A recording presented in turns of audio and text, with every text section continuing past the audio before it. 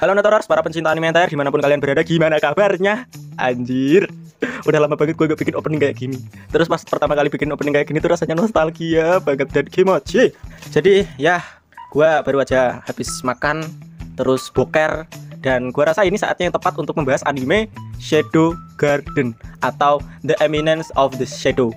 Jadi anime ini itu menceritakan tentang karakter utama yang bernama Chit Kageno. Dia ini tergila-gila menjadi karakter Shadow, berimpian menjadi karakter Shadow karena film yang dia tonton. Gue nggak ngerti film apa yang dia tonton, entah itu detektif atau apa segala macam. Tapi dari animenya sendiri kayaknya karakter Shadow yang dimaksud oleh si Chit itu adalah Batman gitu. Jadi kurang lebih si Chit ini ingin hidup sebagai menyelesaikan banyak sekali masalah, tapi tetap melakukannya secara diam-diam alias vigilante gitu. Tapi mungkin kayaknya itu kurang tepat gitu. Menurut gua si Chit ini dia itu karakter yang narsis, tapi nggak pengen dibilang narsis gitu. Dia pengen jadi karakter Shadow yang menyelesaikan banyak masalah, tapi dia juga ingin menjadi karakter yang sekuat atau se-overpower Superman gitu. Nah, di episode pertama sendiri kita digambarkan bagaimana karakter si Chit ini, dimana dia itu banyak sekali melakukan latihan-latihan. Dia juga jago dalam berbagai macam hal, tapi dia tetap menutupi itu semua karena ya kalau identitasnya terbongkar ya untuk apa gitu. Karena sekarang kan notabene si Chit itu cuma manusia biasa gitu. Di episode pertama ya, banyak orang yang bilang kalau anime Shadow Garden ini prolognya itu kepanjangan. Episode pertama, kedua yang menceritakan kehidupan si Chit di dunia nyata itu kepanjangan gitu kata orang-orang. Tapi menurut gua justru tiga episode pertama itu adalah episode terbaik dari anime Shadow Garden menurut gua loh ya. Karena di situ gua bener-bener dikasih gambaran si Chit ini orang yang kayak gimana dan dia ini pengen jadi apa gitu. Jadi mulai dari si Chit yang melakukan banyak latihan, dia juga memberantas banyak sekali kriminal, geng motor dan lain sebagainya. Dia juga memiliki analogi-analogi unik dimana dia membayangkan kalau semisal dia jadi karakter Shadow itu gimana, apa yang bisa dia lakukan dan apa yang tidak bisa dia lakukan. Kalau semisal dia dikepung oleh pasukan elit khusus, para tentara bersenjata lengkap, ya gimana cara dia menang gitu. Kalau dia menang sekalipun, kalau dia dihantam oleh serangan nuklir, apakah dia bisa selamat? Nah itu menurut gua bener-bener menggambarkan karakter si Chit itu kayak gimana sih.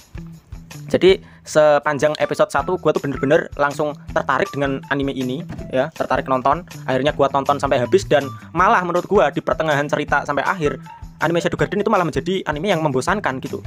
Dimana banyak sekali karakter-karakter cewek yang kembar semua gitu. Oke, gue tahu ini anime isekai ya, anime isekai fantasi dimana MC-nya pasti overpower, dimana pasti banyak harem. Tapi come on bro, banyak orang yang menyamakan anime The Eminence of Shadow ini alias Shadow Garden ini dengan anime Overlord gitu. Sekarang gini, coba kita bandingkan karakter si Chit Kageno yang menjadi karakter Shadow di anime Shadow Garden, kita bandingkan dengan anime-anime isekai fantasi lain gitu. Kebanyakan karakter MC yang menjadi karakter Shadow di animenya itu mereka melakukan itu karena keterpaksaan, bukan karena kemauan apalagi cita-cita dari kecil gitu.